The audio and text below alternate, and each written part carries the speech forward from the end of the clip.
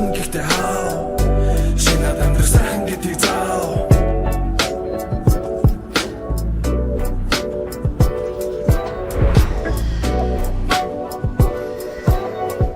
За сайн байцгаана уу, энэ бичлэгийг үзэж байгаа хүмүүстээ өглөө өдөр орой мэндийг хүргэе.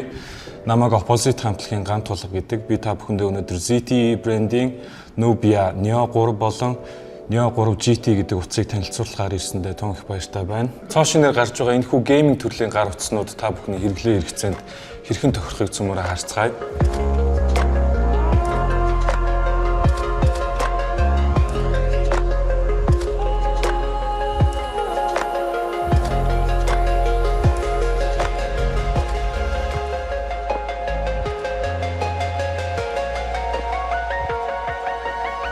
За ингээд дөрвөн онцлог шинжүүдээс нь бид урт. Нэгдүгээрт загвар дизайн хийцлэл. Загвар дизайны хувьд бол futuristic маягийн ирээдүгөөс ирсэн мэт өнгө төрхтэй.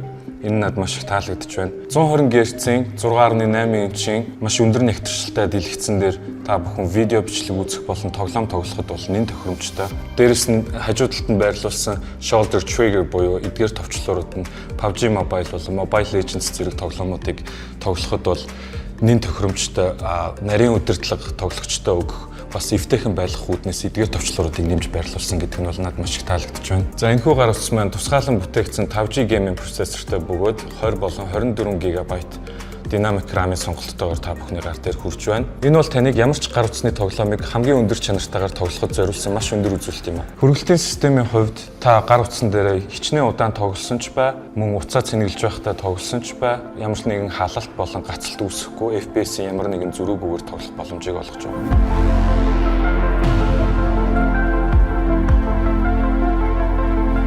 За тоглож үзлээ. Маш гоё байна. Гэтэ бид бүхэн энэ утсаа бас өдөр тутмынхаа хэрэгцээнд ашиглан мессеж чинь бүхэл юм амжуулах хэрэгтэй шүү дээ. Тийм болохоор одоо цөмөрөө камерыг нь туршиж үзцгээе. За ингээд хизээч хаанч хөдөлгөөнтөд ч харанхуут ч маш өндөр нэгтэршилтэй зураг авахар зориулагдсан Neo Vision AI системтэй юм байна. Эдгээр ZTE брендинг гар утаснууд маань өмнөх загваруудаас ялгарх хамгийн гол давуу тал нь бол AI зөвлөгдсөн функцүүд байна. Эдгээр функцүүдээс надад хамгийн сонирхолтой санагдаж байгаа нь бол AI орчуулга байна. Биднэрт гадаад хүнтэй уцаар ярих бол ингээ мессеж бичих хэрэгцээ шаардлагууд ерөнхийдөө бол тулгардаг. Энэ үед бол шууд синхрон орчуулга хийгээд явчих юм байна. Дөрөвдүгüрт нь мэдээж батарей 6000 мАh цагийн маш том багтаамжтай батарейтай. Энэ нь бол ерөнхийдөө 2 өдөртөө уцаа хэрэглээд утас чинь унтрахгүй л гэсэн үг. Энэхүү бичлэгийг үзэж байгаа та бүхэн яг одоо өөрийнхөө утасны батарейны багтаамжийг энэ хоёр утастай яг одоо харьцуулаад үзээрэй.